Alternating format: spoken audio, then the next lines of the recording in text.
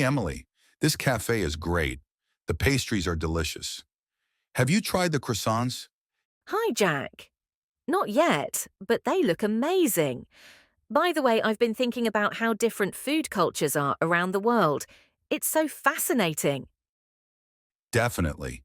Every culture has its own way of preparing, serving, and eating food. It's like a glimpse into their way of life. Exactly. For example, did you know that in Japan, slurping your noodles is considered polite? It shows you're enjoying the meal. Slurping? Really? I thought making noise while eating was rude.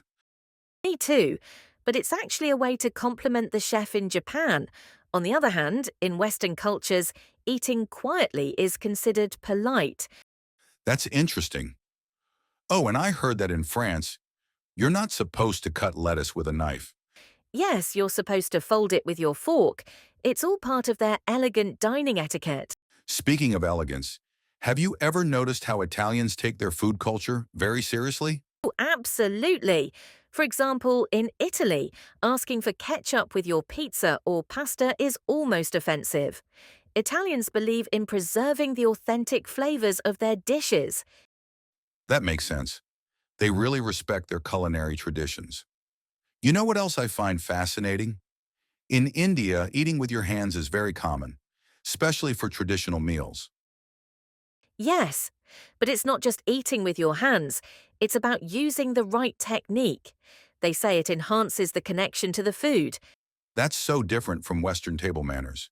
Here, using your hands is usually reserved for casual foods like burgers and fries. Exactly. Oh, and in China, there's an interesting dining practice. Leaving a little food on your plate is seen as a sign of satisfaction. I've heard about that, but isn't it the opposite in some cultures? For instance, in Middle Eastern countries, leaving food on your plate might seem wasteful. Yes, it's all about perspective. In many cultures, finishing your plate shows appreciation for the meal. Speaking of appreciation, tipping customs can be so different across the world. In the US, it's almost mandatory to tip 15 to 20% of the bill. Right, but in Japan, tipping is considered disrespectful. Good service is just part of the job, and tipping can even be seen as an insult. It really shows how important it is to understand the local culture when you're traveling. Absolutely.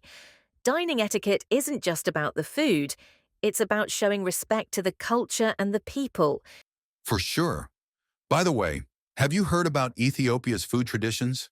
Yes, they eat from a shared platter using injera, a type of flatbread. It's such a beautiful way to connect with others during a meal. I love that idea.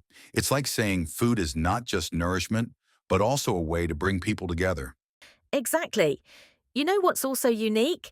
In South Korea, you should wait for the eldest person at the table to start eating before you do.